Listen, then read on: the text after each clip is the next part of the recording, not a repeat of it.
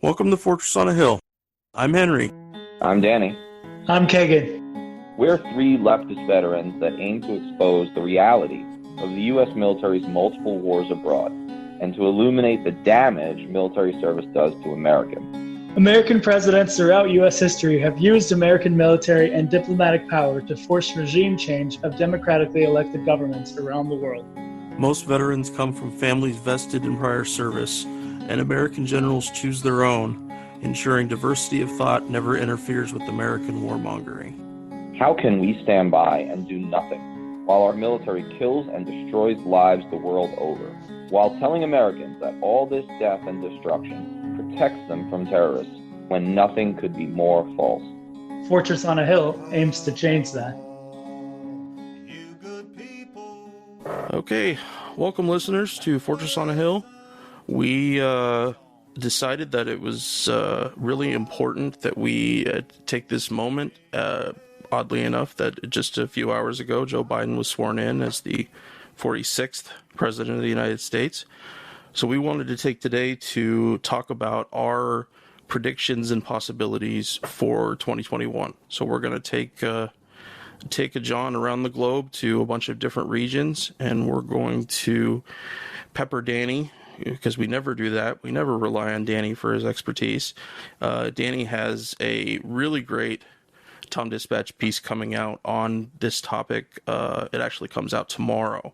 And I'm going to do a super fast turnaround with editing and stuff. So this episode should be available for all of you to hear tomorrow, the 21st of January.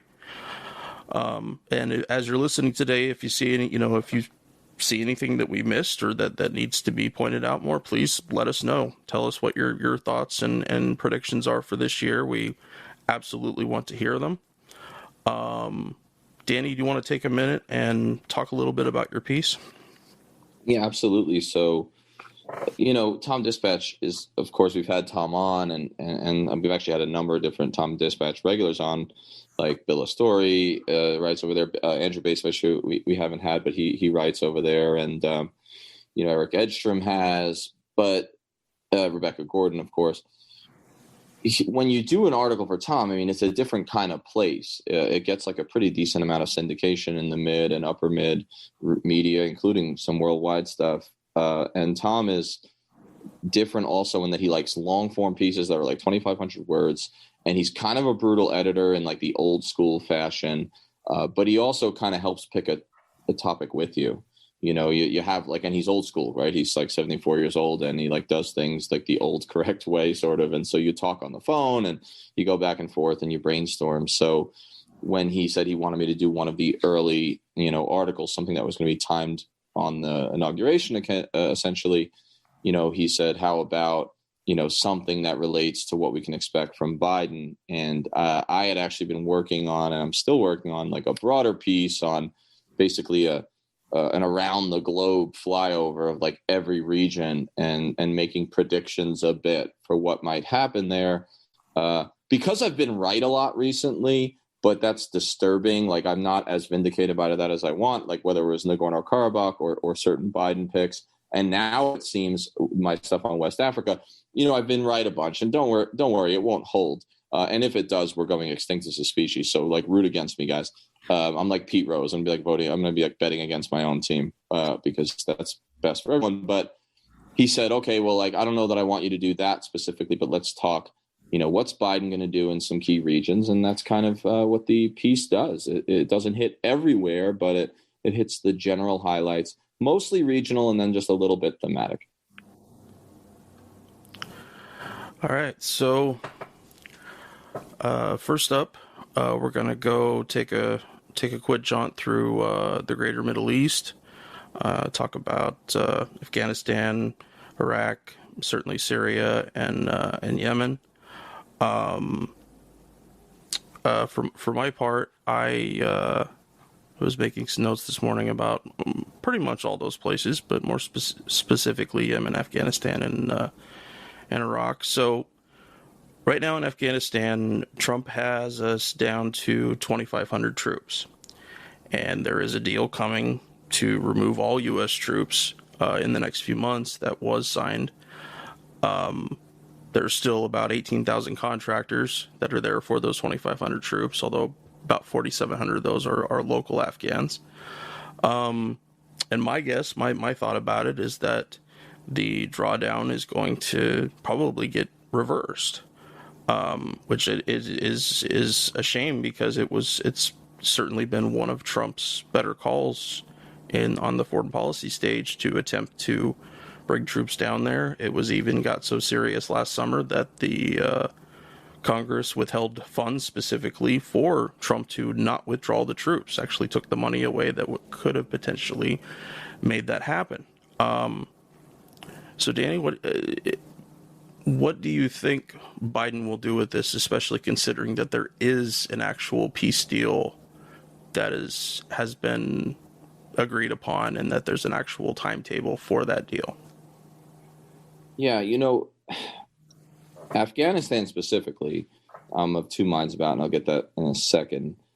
I think that a good general prediction that I've been saying for a while in a bunch of places is that I don't think that we're going to see Biden do Iraq war, whatever it would be by this point, 3 or 4.0. I don't think we're going to see like a big invasion followed by catastrophic sectarian civil war set off by our own troops, at least proxies, maybe. I think mainly because there's no political will for it, and Biden, if nothing else, has shown himself to be the type that is malleable and kind of shifts with the prevailing political winds, which we've talked about when we talked about his general foreign policy. But also, I think I like to believe he kind of has learned something, from the Bush years of like the post 9/11 era. So I think in general, we're going to see is like a lot of the same, like a very low intensity war as abstraction. This will be across the greater Middle East and Africa. This general use of proxies, contractors, drones, commando raids, and like security force assistance, like that's how we're going to fight the war. It'll be low intensity for America, not always low intensity for its victims and its second and third order consequences. Now, Afghanistan is I'm very much of two minds about it because Biden was basically the best in the senior levels of the Obama administration when he was vice president on Afghanistan. I've mentioned before that it's in Richard Holbrooke's, death diary, that they had a conversation where Biden like snapped at him and is like, it won't work. Like, we're not going to be able to transform this society. I'm not sending my son 10,000 miles around the world to go back there. Of course, he hadn't been in Afghanistan, he'd been in Iraq, but, back to these wars, back to the war in Afghanistan specifically to, fight for women's rights. It won't work. It won't work, he said. And he was a critic of it. And in general, he's been more of the, hey, let's do counter-terror rather than counterinsurgency, lower impact on America. That being said, everything that we're hearing from like the Jake Sullivans, his incoming national security advisor of the world, everything that's in their past record, and everything that we have seen in Biden's record, which is like a classic hedging. I think that's what I said at the end of the piece was like, when it comes to Afghanistan, because Trump didn't pull enough troops out faintly fast enough, thereby making the withdrawal maybe irreversible, expect a trademark Biden hedge here. And I think that that's true in a lot of places, but it's particularly true in Afghanistan. So a lot of the statements from Jake Sullivan stuff is like, we won't have any more combat troops or American troops in combat or in harm's way, but not the statement of everyone will be gone by X date. I don't think we'll see any of that. There could be a reversal. It could drop from 2,500 back to 4,000 or something like that. We could even see like a mini surge of like logistics, special forces, and air power if the Taliban starts to gain ground. My last point on this that worries me, two last points. One, the Democratic Party. I'm afraid of the Democratic Party more than I'm specifically afraid of Joe Biden on this issue, because I really do think that he was almost like a consensus collection of like smoke-filled rooms, like backroom insiders in the DNC. Like, and I don't know, presidents have a lot of unilateral power, but he's going to feel pressure from his own party. And they they've kind of followed the whole, if Trump did it, we have to do the opposite, which of course they learned from Trump, who did that about Obama. If Obama was for it, I'm against it, and vice versa. So voting against, the appropriations needed to pull the troops is a worrying signal. Now, one would hope that when Biden's in charge, troop withdrawals could be celebrated by the same Democrats, because most of them don't really believe in anything, right? Let's be clear. And that's, I'm not even talking about the Republicans, because, they're dead to me.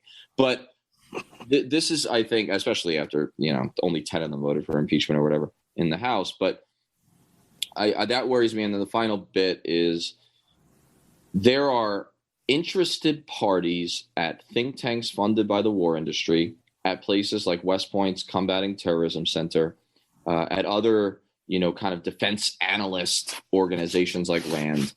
You're seeing a lot of alarmism come back, and I'll get to it in Africa later. You're seeing it in Afghanistan too. All this reporting saying, oh, there's a renewed connection between Al-Qaeda and the Taliban. And they're going to bring back the safe haven myth, this idea that, terrorism is way worse if they have like a safe haven that they can kind of stay in a cave or whatever. Of course, that's all been like deflated time and again.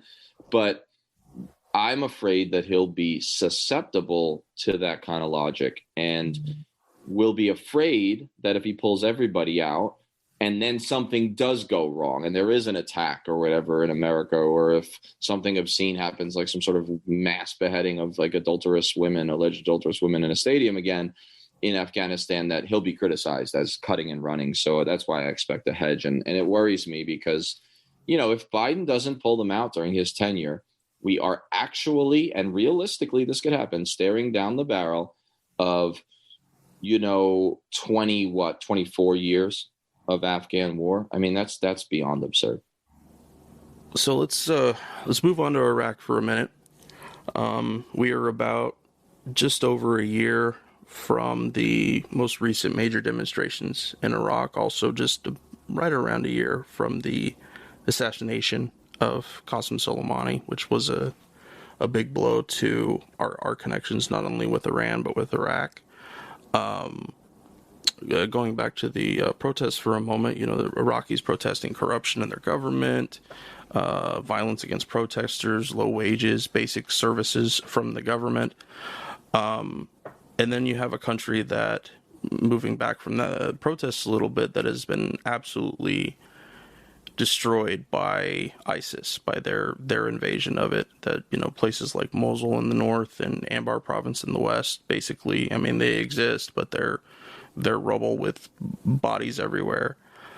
And the ISIS invasion was preempted by America's own withdrawal of a majority of their forces, and they only ended up that the majority of forces that guys like me and also like BT trained ran. They sold their weapons or left them behind for other parties to do with as they seemed. But now that ISIS has been pushed down significantly, it's important to note that Iraqis did most of the heavy lifting during that time. But in country, there are still more than 1 million unsettled refugees, people who cannot return to their homes, probably because they're completely bombed out. Of course, they're dealing with COVID, which is hard for any country to deal with, but especially hard because of our sanctions and destroyed infrastructure. So, my only thought about it in terms of moving forward, I think that Iraq should be given all the money and supplies it needs to rebuild their country. But as America, our country has never made that a priority. My guess is that Biden will help that situation more than Trump, but much like you mentioned, Danny, about him hedging, I don't expect much more than beyond that the billions and billions that should go to a country that our military destroyed probably won't get the help that they need.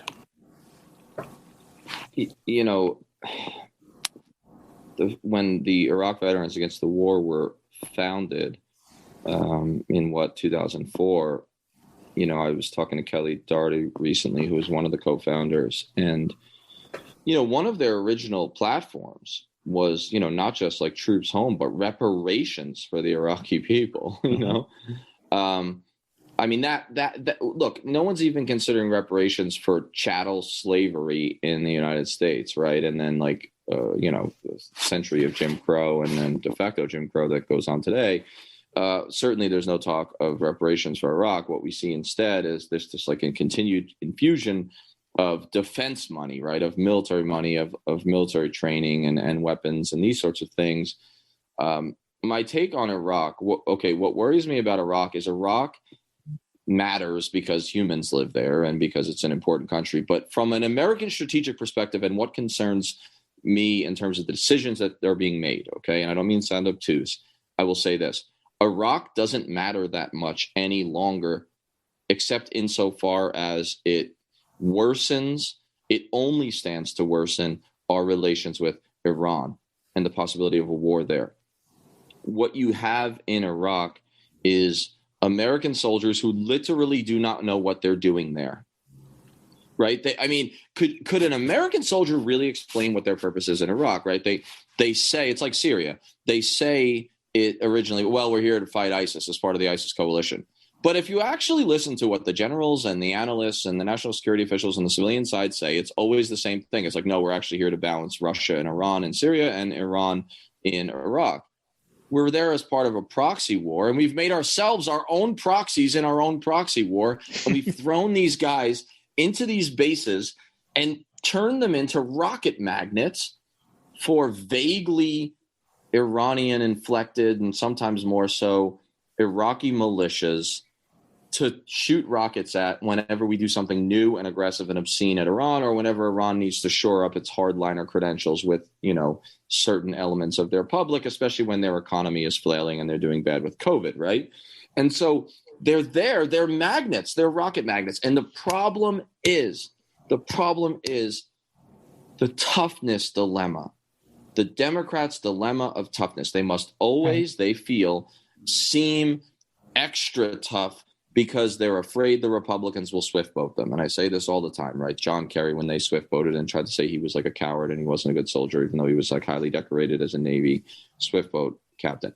So, but they're going to swift vote you anyway, the Republicans, but they're so afraid of it that we like hedge and we always tack right. And they always move the goalposts. The Republicans do. So I'm afraid that if Americans die under Biden's watch in Iraq in one of these, barrages of missiles, like if an unlucky hit hits an unlucky soldier who chose the unlucky porta potty, and it's funny, but it's not, because it really happens, as we know, that Biden will feel obliged to respond to Iran. So, I cannot see a situation where, our presence in Iraq is anything but destabilizing and anything but increasing the likelihood that a more dangerous conflict with Iran, whether it be proxy or in some cases genuine, like bombing or then Iran unleashing some of its folks on us across the region, right? Because we have lots of targets in the Middle East, including floating targets. That all worries me. And so I'm afraid that in the process of hedging, he's going to actually set a trap for himself. And it's a trap that was that Trump bequeathed him, not literally, because Trump's not dead, and I'm not even going to say what I'm thinking about that. But I think that this trap was left for him. I'm afraid he's going to keep the American military in the jaws, right, ready for that bear trap to potentially close, and then is going to feel obliged to respond, which could cause an escalation and more troops there. And the whole thing is just a big mess. There is nothing rational about the American presence in Iraq. And of course, there never really was, but it's even more absurd today. Right. I think about that a lot, about like, I have to think that there are people who get that, right? That are in positions and they understand, like, hey, us being there leads to the potential of escalation, which only makes things worse. And there has to be some people in some of the apparatus who are willing to push back against that. Now, what I want to know is why, like, who are the people that are pushing back against this narrative and who want us to continue this, and why? And like, I feel like if we were able to get that message out to more folks as to understanding why, I think more people would be on the side of, okay, it's time for us to leave. But we never get that side from the official state apparatus, right? Well, yeah, I mean, one thing I'll just add to that is that most of the people he picked, as much as I've attacked, I mean, really lambasted his picks, like every one. I mean, I've really made a career of it, for 2 months. But as bad as they are in terms of their military-industrial complex ties and their record as arsonists put in charge of the fire brigade on things like Syria, Libya, Yemen, I mean, every one of them, including now, finally, Joe Biden, these guys aren't bullish on the Iraq war. Every single one of these men and women would tell an interviewer and have that the Iraq invasion of 2003 was one of the great foreign policy disasters of American policy. That's the difference of when you get, and it's a real difference. I mean, it's not just at the margins. I mean, compared to, some of the neocon like hawks that are in the Republican Party, when you put the Democrats in charge, at least they're going to say Iraq was bad, even if they supported it at the time. But that is an irony, isn't it? That, you've got these people in there who every one of them thinks the Iraq war was a mistake, but I'm not sure that any of the senior people, I can't speak to their mid-level staff, but I don't see any one of the senior people that he's appointed to the national security establishment who would then go so far as to say Iraq is the greatest strategic disaster, in modern American history, but ... we kind of have to stay because ISIS, Iran, I don't know. We don't want to look weak, do we? I mean, that's how American policy is made. That's the philosophy. Right. Ugh. That's just depressing. It's so cowardly to just sit there and say, we know there's a problem, but we're not going to do anything about it because we don't want to appear a certain way. And I know that's all politics, but fuck, these are millions of people's lives on the line. And I would add, you mentioned all the issues with it, but also just the fact that Iraq is important because if it's destabilized, it's only going to worsen in the rest of the region. It's only going to make all the other problems in the whole region worse. And if we do nothing or we keep going along this weird path of exiting American military presence and pushing the contractor, pushing the JSOC, pushing the more, proxy forces, it's just going to lead us to have less and less ability to do anything about it concretely. Well, Henry, you were involved in, the more overt version of the, kind of security force assistance, training proxies, when it was pretty overt. I mean, by that, when it was direct tactical army units, especially MPs like yourself, training the official army we were raising in Iraq. How did that experience, I guess, influence the way you think about whether or not, training, advising, and assisting foreign forces constitutes, combat or an intervention? Because you'll see, I think what you're going to see when it comes to Iraq and lots of other things is you'll see the Biden administration re-inject the quibbling language of the Obama years, where everyone was arguing the semantics of what constitutes a boot on the ground and what constitutes a combat soldier, which I love language and therefore I like to look to it. But I mean, that got pretty absurdist, and the Republicans weren't wrong when they started pointing that out. I mean, they were wrong because everything that was in their hearts was black mostly and horrifying.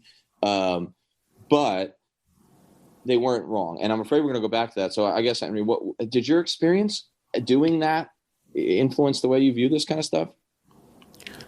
It does in a few different ways. There was always such a learning curve to everything that we did. And on learning curve, I'm not just talking about the Iraqis that we tried to train, but for us too, in terms of, you bring with you, just the platoon or squad, whatever you happen to have, and whatever training they have is what training they have. And it doesn't allow for, the 2 or 3 guys possibly in your squad or platoon that absolutely hate Iraqis because they're on their second or third tour. So trying to train them in any kind of a comprehensive, unnerving way is just completely difficult. But the thing that I look back to, one of the things that is most powerful to me, aside from stories like hearing about the Iraqi, battalions, their battalions and divisions folding before they even got into contact with ISIS. It's about that we don't understand. We don't even have enough understanding to understand the economics of bringing the equipment that we gave to the Iraqis, where and I've mentioned this quite a few times on the podcast, but Iraqi police recruits or officers, however you want to coin them, there often wasn't very much of a difference. Guys would go sell their Glock. They got issued a brand new Glock 19 pistol, for police work, and they would go and sell it in the market. Why? Because they were super evil? No, it was because it was worth so much more than they had ever made over the course of 6 months or a year of wages, if not even longer. That was one of the big things that the protests, the ongoing protests, are about, is the low wages or late wages that are paid 9 months or 12 months later.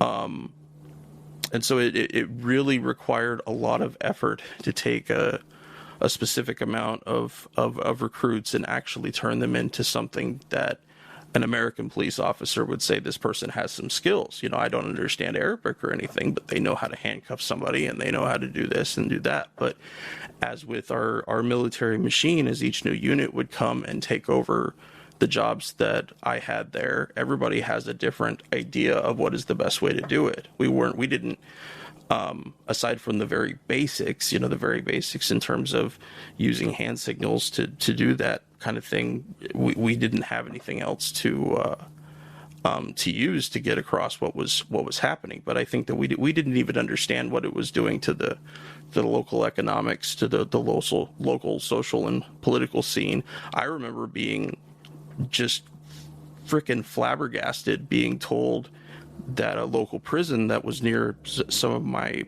operations area was entirely corrupt. It's like the entire working staff of this prison is corrupt. If you want somebody out, even if their sentence had already ended, they probably had to pay a bunch of money. And that was something that we never understood while we were there. We knew that there was quote unquote corruption, but we didn't understand what we were looking at in the first place, and we didn't have any resources to fight that corruption either, because how do you do it when it's a somewhat working part of a place's culture? But no, it was at the end of the day, it was entirely for naught. I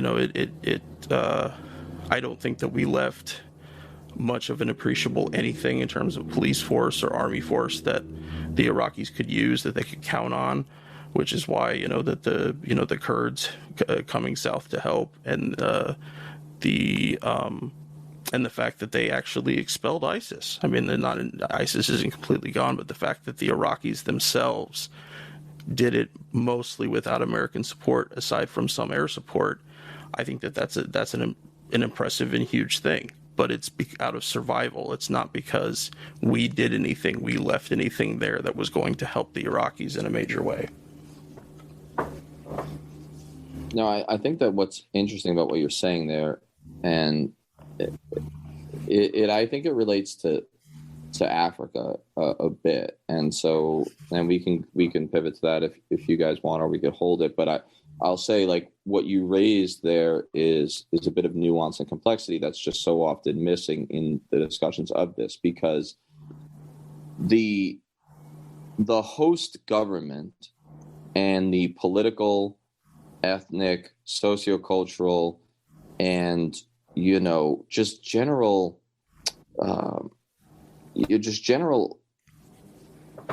value and legitimacy of the host government and its military matters a whole lot in a security force assistance mission. And so, I've been writing, for example, about Africa again recently, because you know how I do. And it's, I think, pretty important, because one of the things I said in this last article was, I titled it, this is at antiwar.com, ISIS Africa Alarmism, brought to you context free by defense analysts. And what I say, the context that's missing, I say, that these people, these analysts are interested in attack numbers and statistics, sure, and then I write conflict context, local grievances and catalyzers, the counterproductivity of past Western military interventions, and then this is the key, or the tainted and dubiously legitimate regimes they usually back, not so much. And so, the Iraqi military, did do the lion's share of the fighting and put itself together, but they, of course, did fall apart when ISIS first comes through. But before that, and you probably remember this, units that we worked with and that we were, advising and definitely partnering, that was the big term back then, right? Put an Iraqi between you and the problem. I was like, that's so patronizing. I don't even know what to do with it, but okay. And it was a great buzzword, but what was interesting about it was they were torturing prisoners. My colonel sent a special patrol to seize the prisoners that we had earlier in the day handed over to the Iraqi National Police to save them from the torture that we got a tip that they were undergoing, and they were. And so it's just like we throw military solutions and we throw things like advising and assisting and training and arming at these problems as though as though they're solves, right? They're solutions in and of themselves. We pay very little attention to the host government. So you get the Maliki regime. One of the reasons that they fall apart in Mosul is Maliki had removed some of the most competent generals and officers and replaced them with, political partisan loyalists from his own faction of the Shia faction, right? The faction within the faction. And then these were political generals and they had ghost soldiers on their rolls and all this and corrupt. And I don't know, it just seems like we miss all of that. So when they throw a bunch of drone, contractor, commandos, advise and assist, special operators, they just throw it at the wall and see what sticks. And it's all done like an absence of context and without understanding that the well is poisoned from the start if you're doing it with corrupt proxies. And that just always just jumps out at me. And Africa, of course, is like the key element where I think we're seeing some of this. Yeah.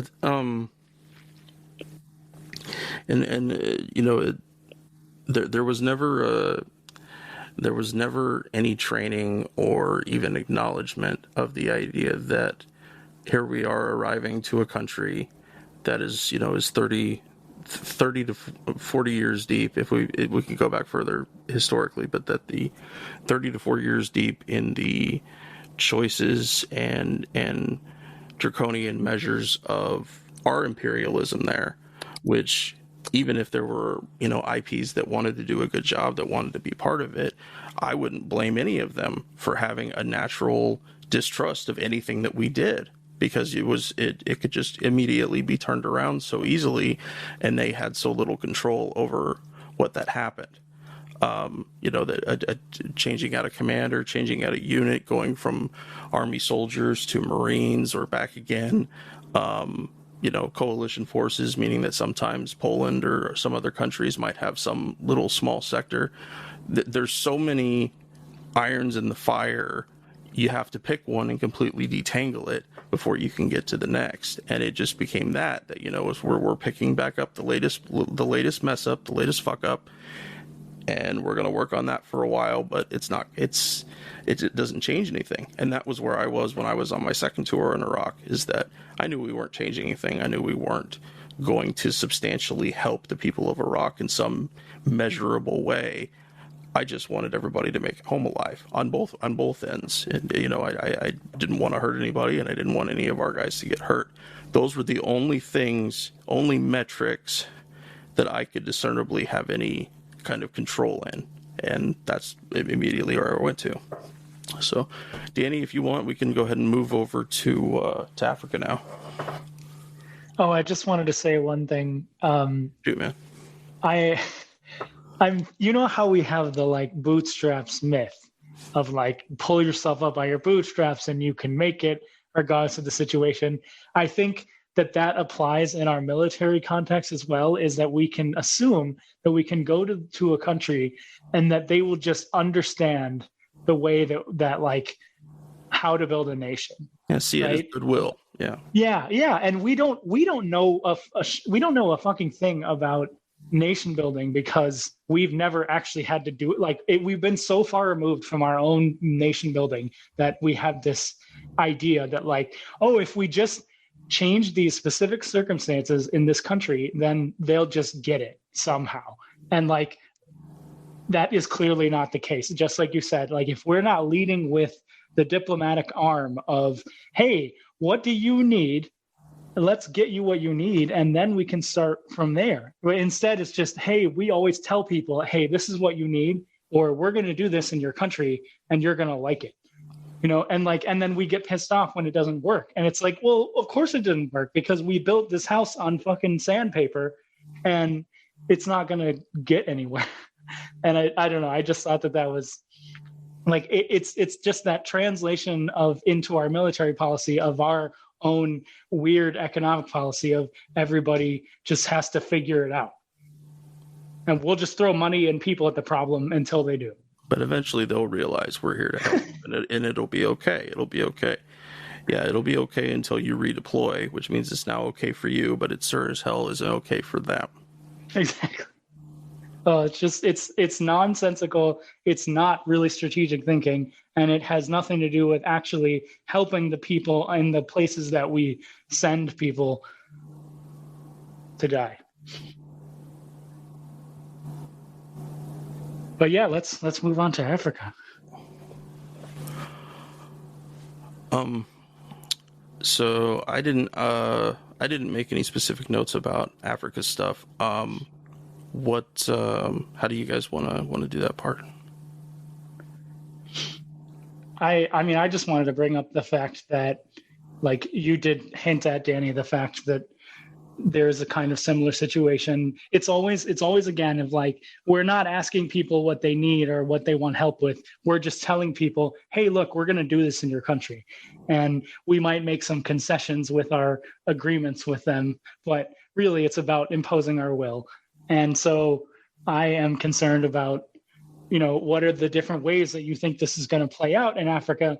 And on top of the fact that China, with the Belt and Road Initiative, is making real headway in Africa, and like how are our interests going to really conflict?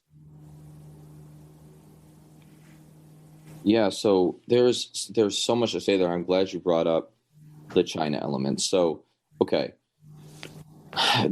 When I did the overview and covered the Africa section, the highlights that I wanted to hit, you know, I've done a few articles recently on it, and there's so many deep directions, you know, that I could get lost in. But, you know, Africa worries me with the Biden administration for the same reason it worried me and it escalated so intensely for the Obama administration. And that is because a few reasons. One, it figures pretty prominently in the minds of certain people at the Pentagon, certain people in the Capitol, and definitely in a lot of these like defense analysis expert and also influential think tanks, because specifically for interventionist hawks, particularly like the liberal internationalists, the liberal interventionist types, Africa as a continent, as I write, has been both like a petri dish, a proving ground, and kind of this like paradigm.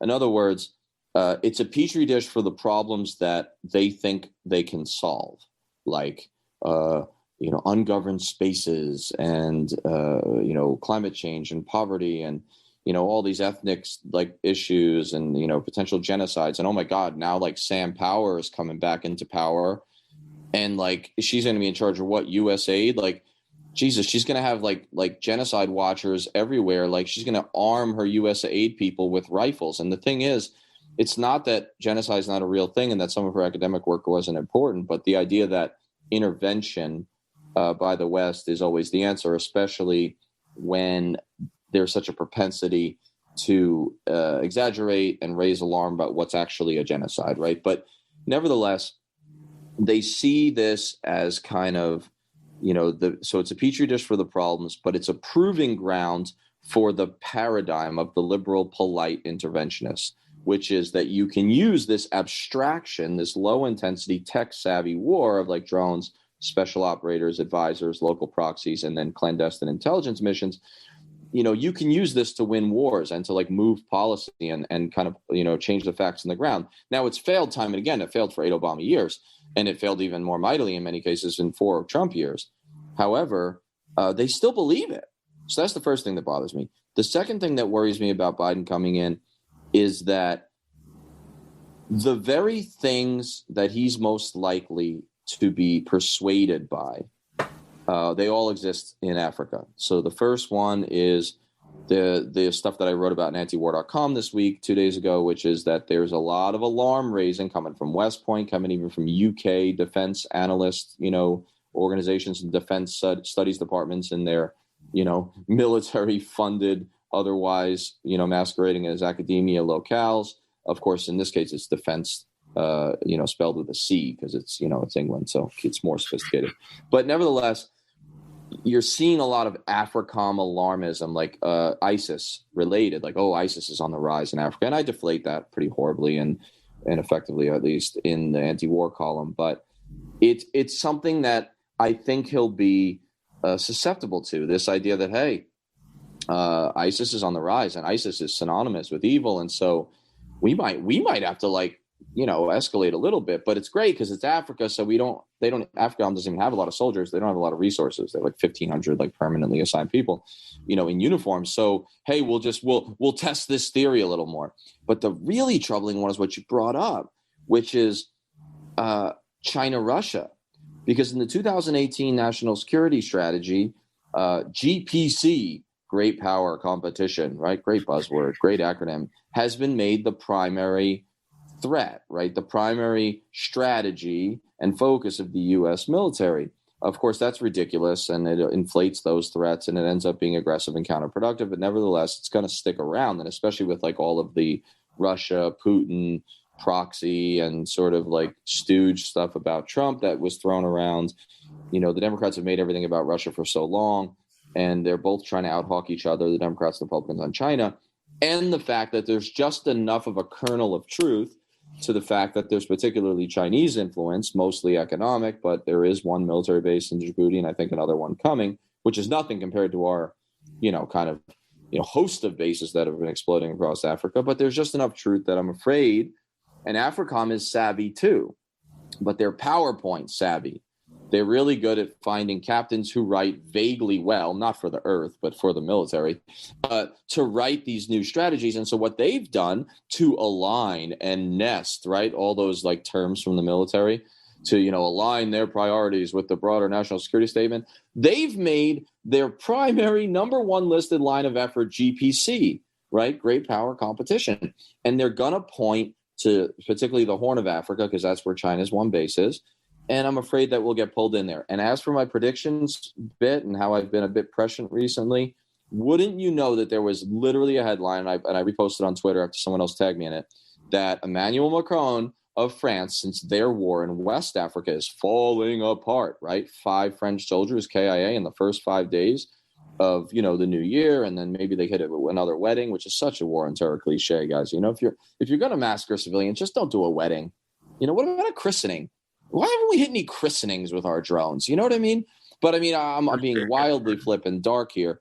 But France's war is falling apart, failing by every single metric, every single one. And I said, hey, watch out. In my first article on Mali, I said, watch out. Be prepared that Macron and Biden could become chums. They kind of like each other despite the age gap. They both speak that like vague internationalist, multilateral intervention language, right? They're sophisticates. They're urbane imperialists. But sure enough, there was a headline yesterday that in Macron's New Year's talk to his troops, it wasn't like on New Year's, I don't think, but he gave like this talk to the military, and he basically said he's hoping Biden will basically help him out. That Biden is going to have to infuse more troops, not just in Africa but in the greater Middle East. And look, this is him asking for a bailout. He's the Goldman Sachs of failed African adventures asking for a bailout, right? And it's going to be like GM and all these people all over again. And he's probably going to give golden parachute bonuses to his failed generals. And it's going to be the same thing all over again. And I'm taking this analogy far, but I feel really good about it. But the point is, I'm really worried about Africa for all those reasons.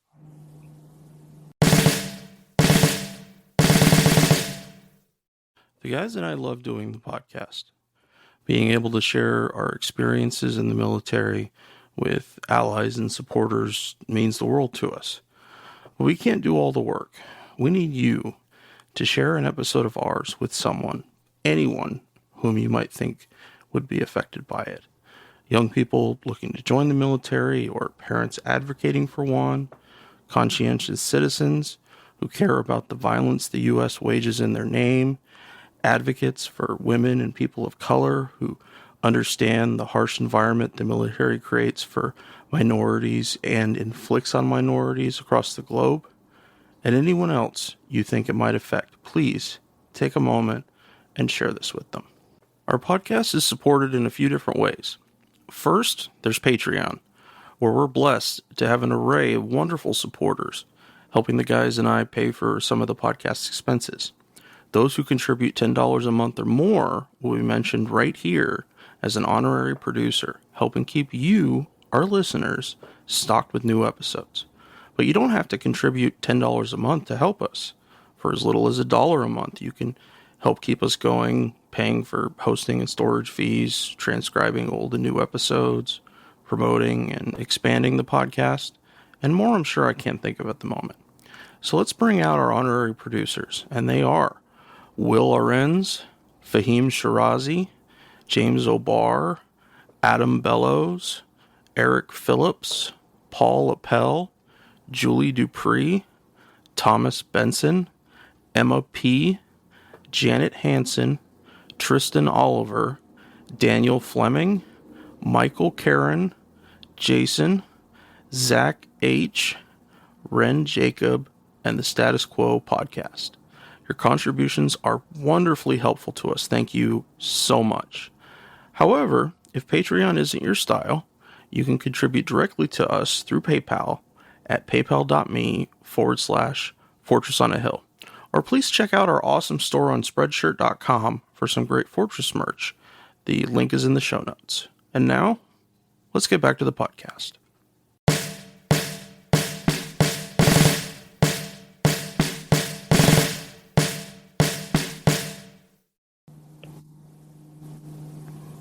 Do you think there's a way that we can push the I'm hoping that there are people in the State Department who are finally okay, we need to stop being the military or the diplomatic arm of the DoD and start actually doing our fucking jobs.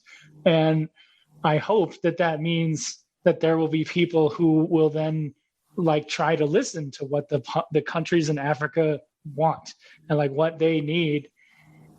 And then maybe we can temper at least somewhat our footprint militarily with some actual diplomatic help. So I don't know, but I don't see that happening. No, here's the thing. I think that there are FAOs, foreign area officers, who they kind of work with.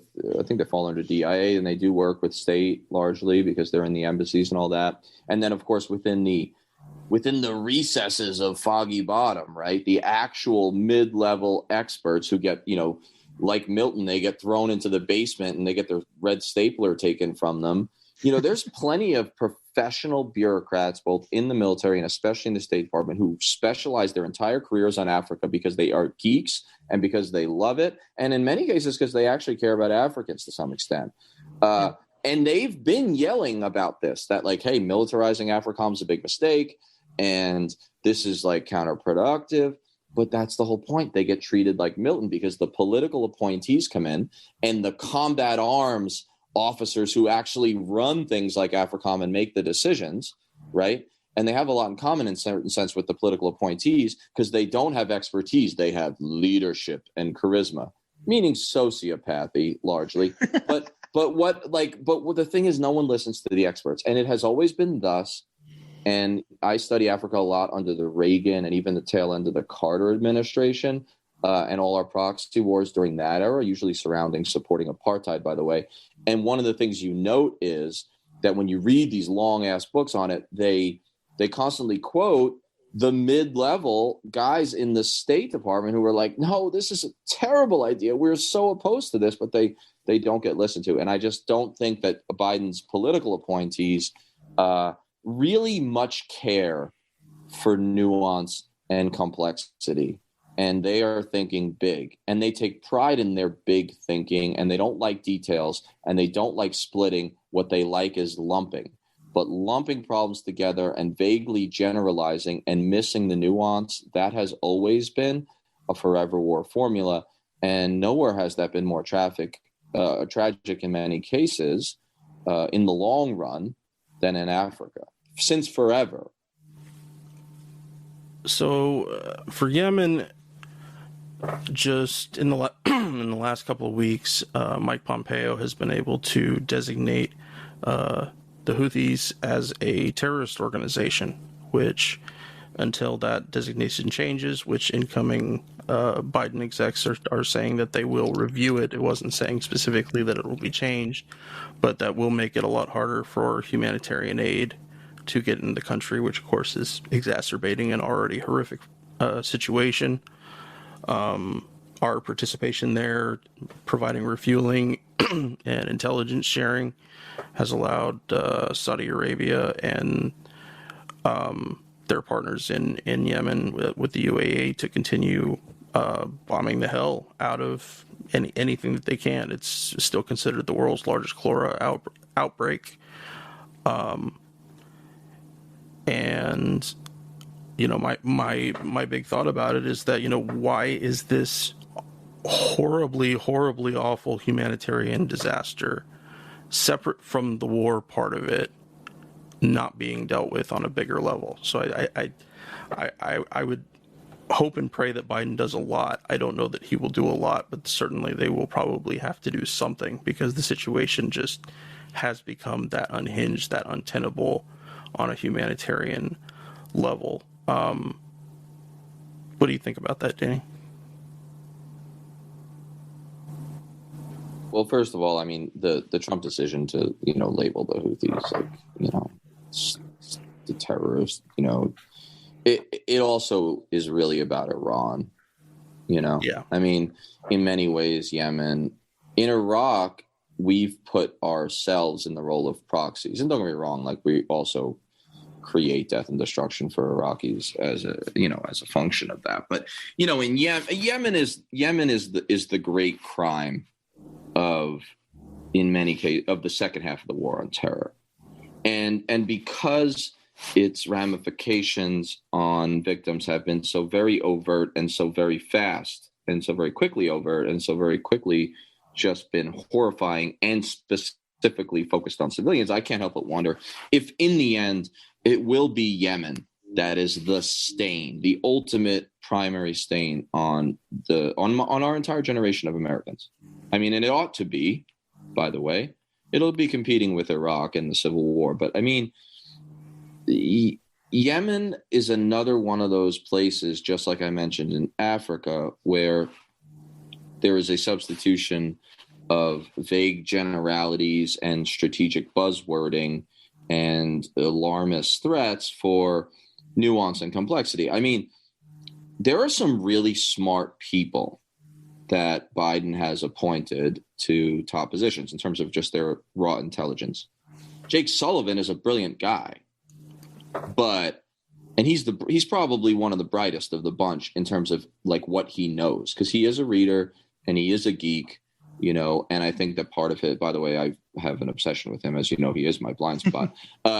You know, he's taking over Mike Pompeo's old role as my nemesis, but he, you know, I think that he maybe substitutes some of his like tough guy hawkishness for the fact that he's really a geek and he's afraid to just let himself be one. But that's probably his best side if he didn't use it for evil. But the thing is, even the smartest of the bunch on these issues, I mean, could not hold their own in a discussion on the basic contours of what's really happening in Yemen, what that conflict's really about on the ground. I mean, in terms of like Houthis and, you know, AQ in the, you know, Arabian ACAP. Peninsula. Yeah, ACAP, right. Yeah, who you probably know a bunch about, I imagine. And I'd be interested to know your thoughts on Yemen specifically, actually, Kagan. they don't understand this conflict. They can't explain it particularly well. And I mean, Jake Sullivan could probably make everyone else look stupid who doesn't know anything about Yemen. But I could name 10 people who could make him look very stupid on this issue. And of course, and this is the Biden bunch that's brighter than your average bears. But what gets missed in that lumping, in that vague generalities, is that the reality is the Houthis have never been all that tied to Iran, for example.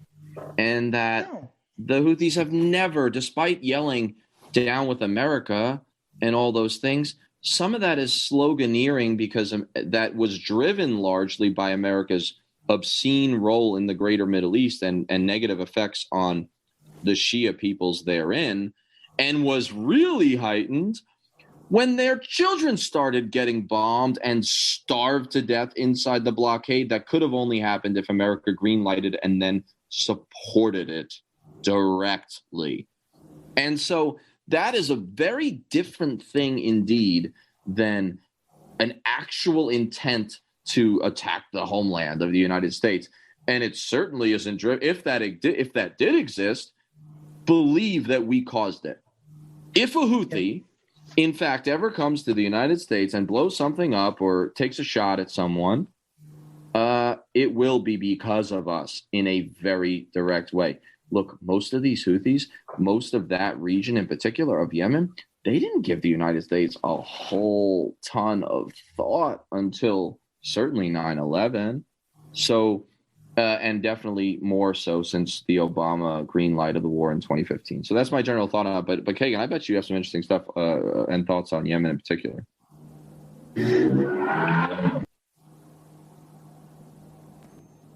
Sorry, there was a motorcycle. Yes, yeah. Like, I think the big thing, I think the thing that is hard for people to understand is the fact that Yemen was two countries until pretty recently.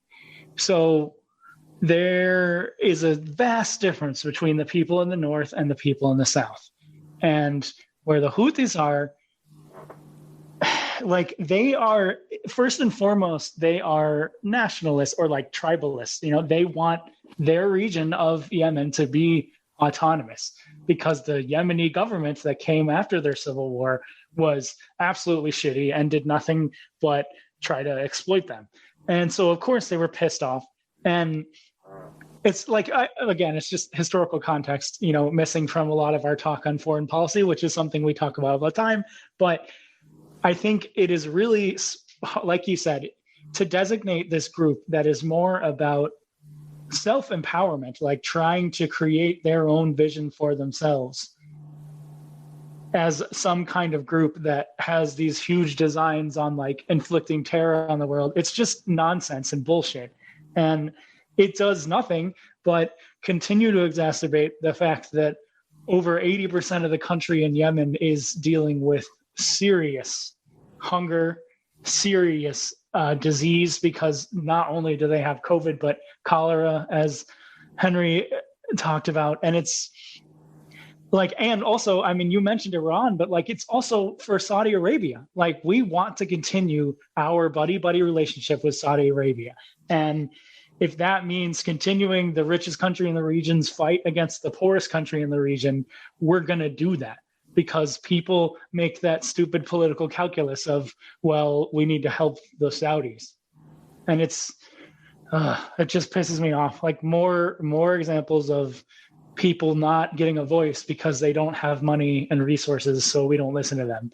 And I'm scared. I am scared that the country is going to be in a serious, I mean, they already are in a serious problem, but it's only going to get worse if we don't try to help them diplomatically and economically and medically, medically first. They need help so bad. And yeah, I'm concerned. They're sure ACAP has issues, but they also are in a specific group. They are more in the south of Yemen, and maybe that's where we should be focusing more. But again, all of our military operations do nothing but exacerbate the problem. And when we continue to give aid to Saudi Arabia and the GCC, we're only helping those countries' interests. We're not helping the people on the ground. there's no way to talk about Yemen, of course, without talking about Saudi Arabia. And people look at Yemen through the lens mistakenly of Iran and Saudi Arabia as like big Cold War in the Persian Gulf and all that, which is often a hot war.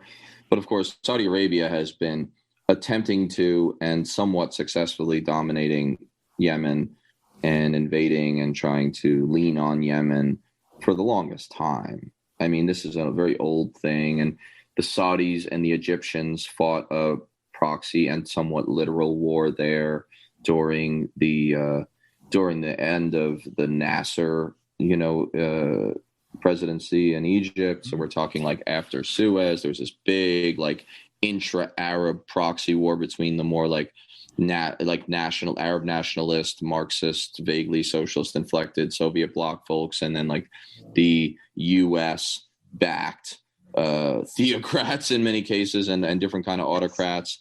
And so this has been playing out for a long time. Iran wasn't as involved in that at the time, except insofar that they would actually be on the American side, because this was the time of the Shah, when he was another one of our fun, dictatresses of the world that, John Quincy Adams otherwise mentioned in a different setting. So look, this is an old story, and I just don't think that there are even 5 above lower level, above mid-level bureaucrats who could speak to any of that history in depth, and thereby, because they're not even interested in knowing it, certainly can't craft any sort of rational policy surrounding it. I mean, it's just such an important point. So what are we going to see in Yemen?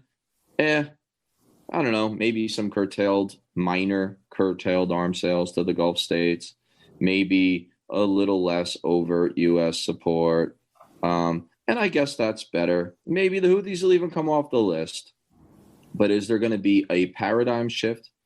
Is America going to do the ethically required thing, the decent thing, and shut that war down through threatening the Saudis with total expulsion from the Western Bloc?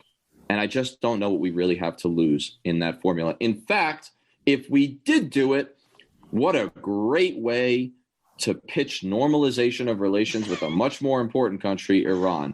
I mean, it's ridiculous that we would have to even think this way. That's like very much the nuclear option, and pun almost intended. But I just think this is really important. No, yeah, I totally agree. And think about how much that would go towards restoring our goodwill in the world. If we are saying, hey, we are not supporting, in fact, we are making the moves to end this and help the people. Imagine how much better the world would think of us if we were to just completely reverse course. There are so many opportunities for the United States to show humility and decency and turn on a dime. And I would love to, I'm sure that I would just give in and take the bribes to the military industrial complex and be a monster like all the rest of them. I mean, I have a price. It's just too high. And no one's offered it yet. I mean, I don't have any real ethics. No, but I like to think seriously that if you put me in charge, I would just be on a number of issues, I would literally go in front of the world, just make a speech that gets, pitched everywhere because I'm the American president, and be we have been monstrous war criminals and the orchestrators of chaos in, insert place here, in this case, Yemen. Mm-hmm. And we are profoundly sorry. And maybe I was even complicit before because I used to be a senator or whatever, but I'm totally pivoting, radically so. And strap in, folks, because here's what's happening. Saudi Arabia is cancel cultured. Okay. If Louis C.K. is gone, and I'm not saying what he did wasn't awful, beheading sorcerers and adulterous women ought to get you canceled in the post-Me Too era. Okay. And also starving babies. It's that's never cool. Me Too aside. And so there are so many places where hey, they're done. They're done. They don't ever get an arm for us again until they do the following 15 things, which they can't do, or their regime collapses because it's built on the theocracy and the dictatorship and the oil well. So that's that. But there's so many opportunities for that. No one even thinks about it. And you might notice that was not in my predictions for the Biden team.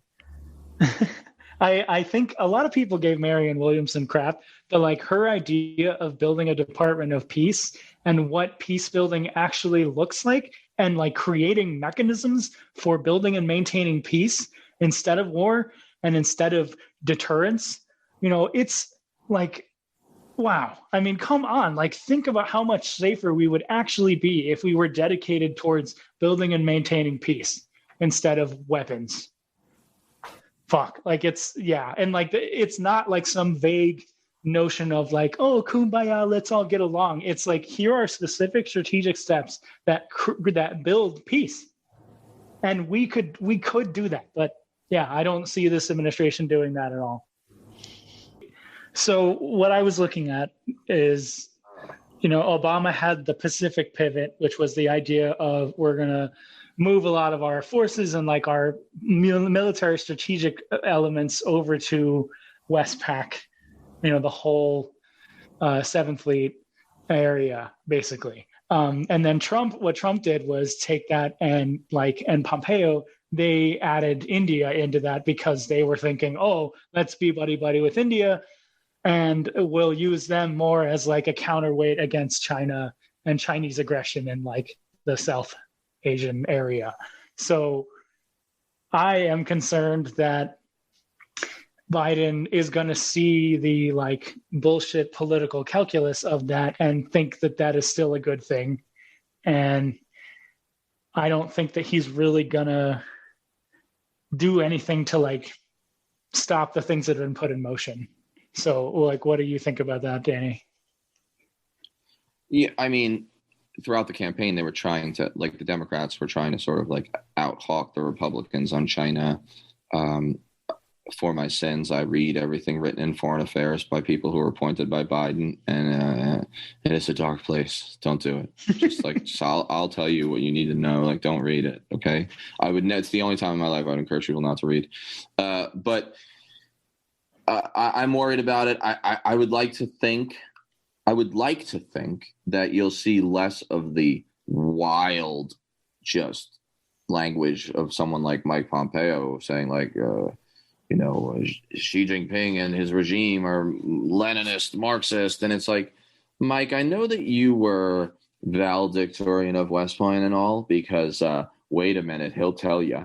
Like, just wait for it. It's coming. But would you like to actually describe the varying like nuances of, different elements of kind of Marxist and communist theory? Because, like, do you even know what you're talking about when you call them like Marxist Leninist? Anyway, I'm hoping some of that won't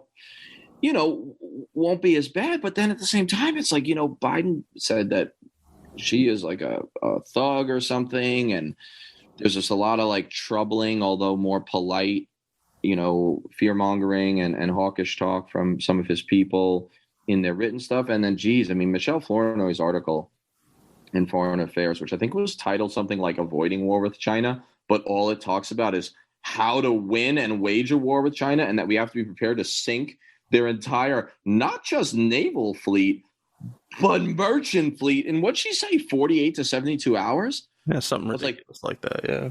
That's crazy talk. That's cuckoo. You should be canceled for stupid. Like, I don't understand how you even get to be a serious figure, have a job. Like, there's gotta be garbage man positions. Nothing wrong with garbage man. That's actually more honest work than colluding with the UAE at your think tank on behalf of the U.S. government and making a killing out of it. So I'm not even insulting garbage man, but like she shouldn't be allowed to be even in a job anymore after talking about that. Certainly not a job where she can make a difference in like whether we kill or not. But I mean, this is scary, and I mean, that's a tinderbox. I mean, the South China Sea, I talk about my subtitle is something like the threat of like, ramming into trouble with China. And it's like literal though, like actual, that could happen, like ramming of ships and stuff. Look, the South China Sea has China in it. And that doesn't mean that we just have to like cede everything to China or say it's okay for them to do everything they do. I mean, most of the people that they're contesting those islands with in the South China Sea or other Asian countries, I mean, in the region, because, we're kind of far away. I used to be really into maps as a kid, and I know they're not always to scale, but 8 inches on a small map is a lot of space, look, this is crazy.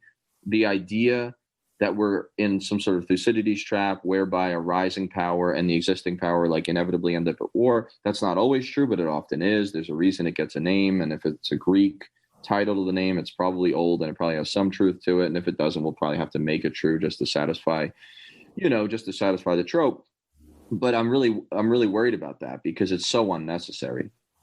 Economic competitors, even strategic competitors in some security realm, the idea that should risk massive war is just insane. And I keep like kind of going back to like, how long our delusions in Asia have gone on, you know?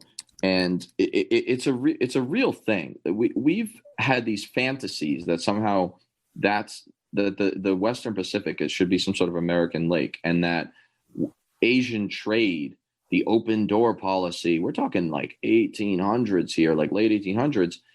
You know, this is an old delusion that never really pans out. It actually caused the world war in the Pacific with Japan, right? I'm not like taking Japan completely off the hook for its own militarism, but like a lot of that was driven by this. And so no one really talks about that. And I think when it comes to China, the last word one ultimately has to give to the movie The Princess Bride. And so I'd recommend that, you know, Joe Biden, and look, some of the hipsters on his staff who we all know ironically like cult classic 80 movies, go back and watch The Princess Bride. I believe it's 1987, where they're sitting there talking as they like, you know, have their like intellectual duel over who drinks the poison, you know, and I forget his name, but the guy says to the main character, he says, you know, you're a fool. You fell victim to one of the classic blunders, the most famous of which is never get involved in a land war in Asia, you know, and like that should be the final word. So listen, for all you cult classic late 30s, early 40s somethings who really like bars in Brooklyn where you can talk about, you know, whatever your new appointed job is in the cool administration or the think tank that you got and who you met within the Obama administration,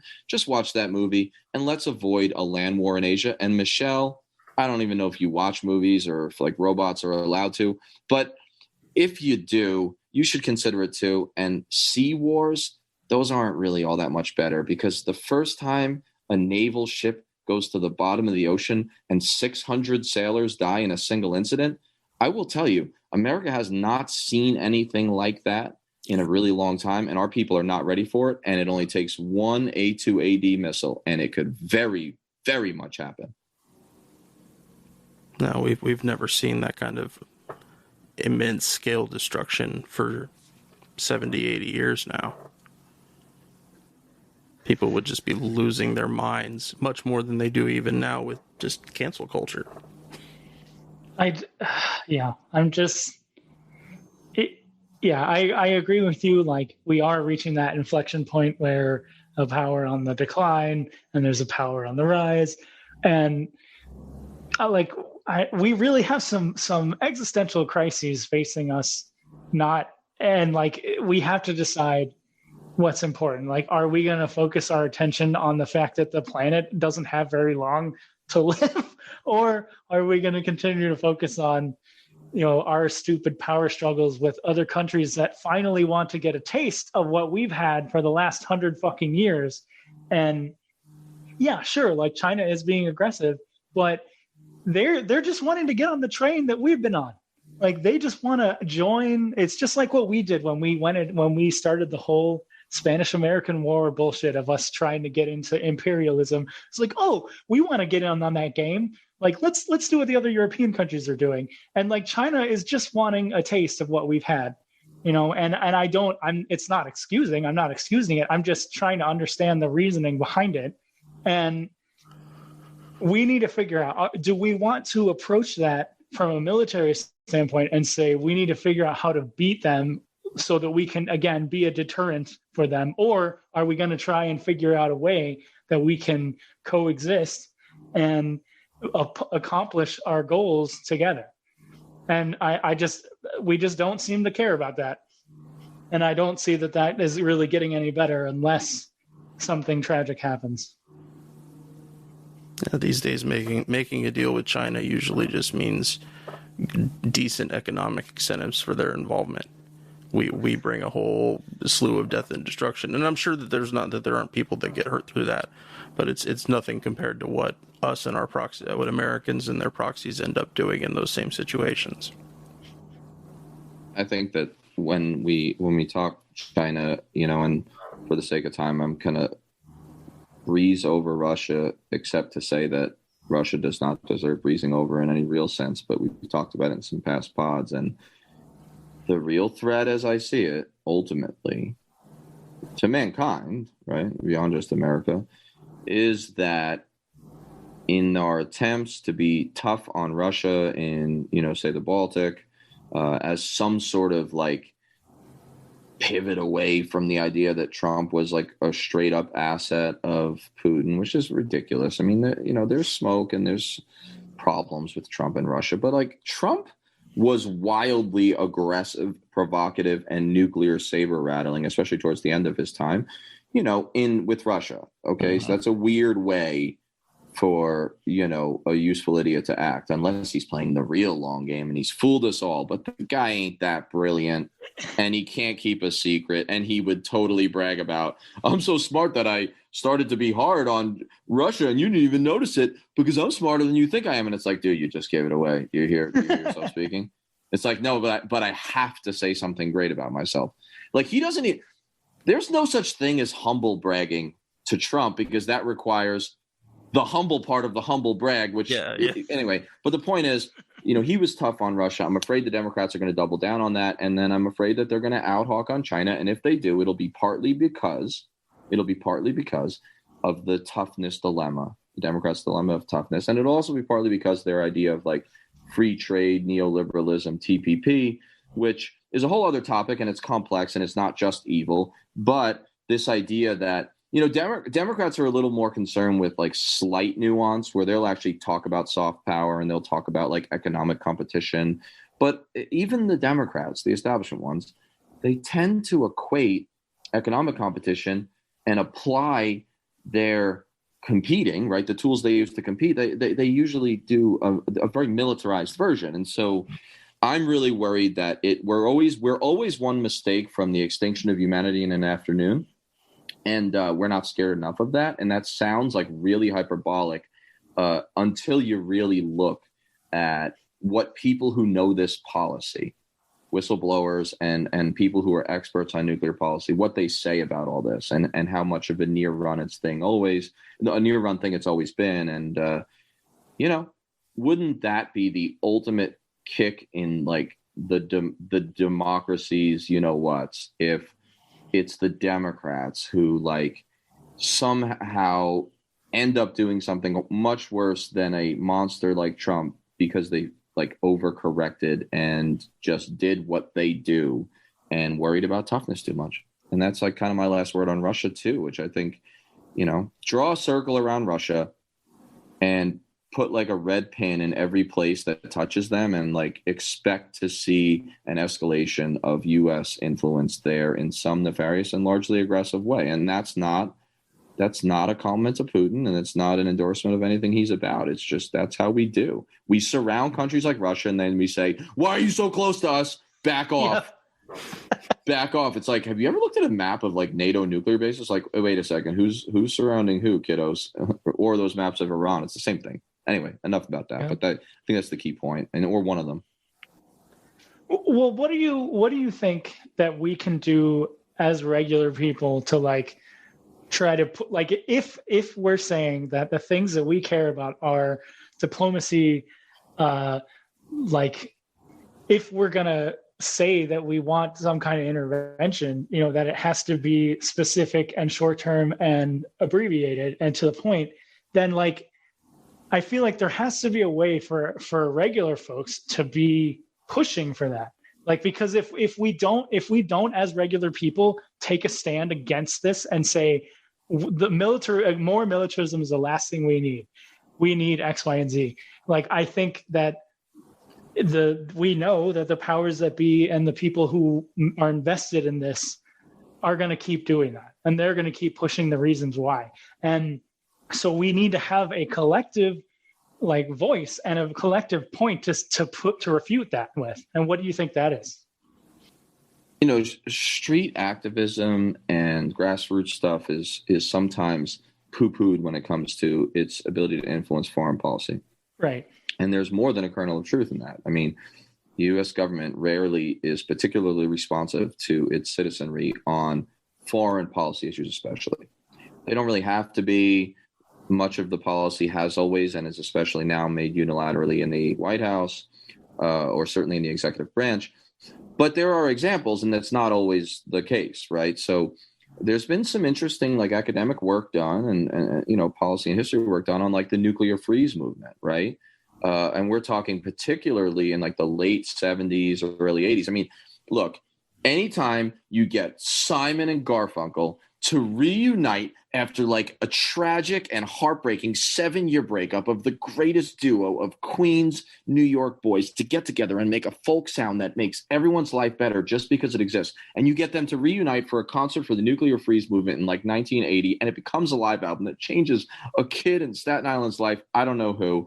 When that happens, that's something big. And I'm purposely fooling around, but there's been a lot of work showing that, look, there was a pretty mass movement, and it was global. It wasn't just American, you know, calling out the hair trigger nuclear situation between the Soviet Union particularly and the United States.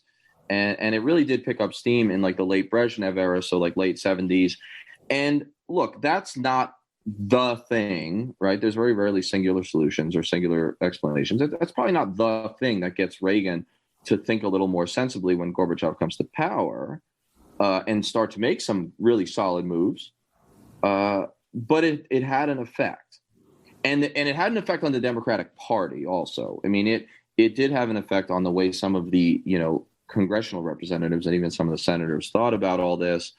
And what worries me today is the casual, offhanded way Americans don't even speak as much as they ought to about things like nuclear warfare, and then, you know, even conventional warfare against a major power. Like, we're not scared enough of it.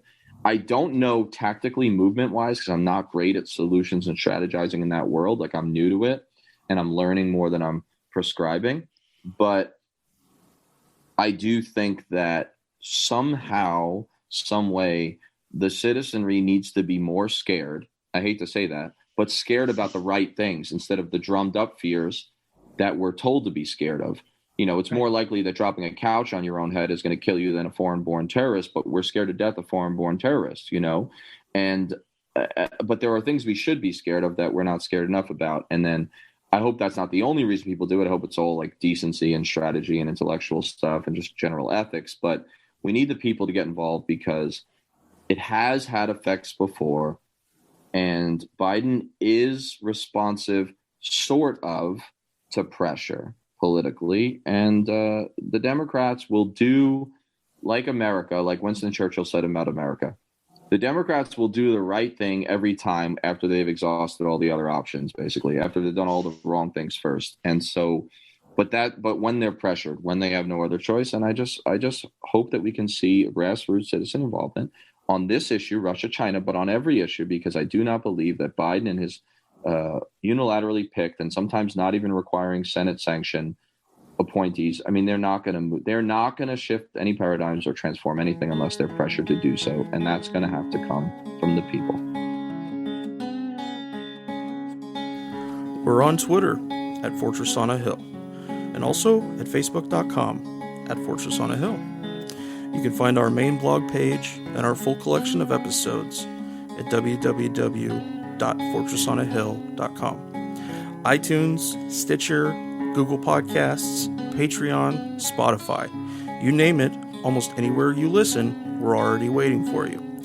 And hey, we're always in the market for more Patreon supporters. Please consider becoming a patron at patreon.com. And if you're not into giving us a monthly payment, think about giving us a couple bucks on PayPal. The link is in the show notes. Skepticism is one's best armor. Never forget it. We'll see you next time. And listen to my song. I hope you'll pay attention I will not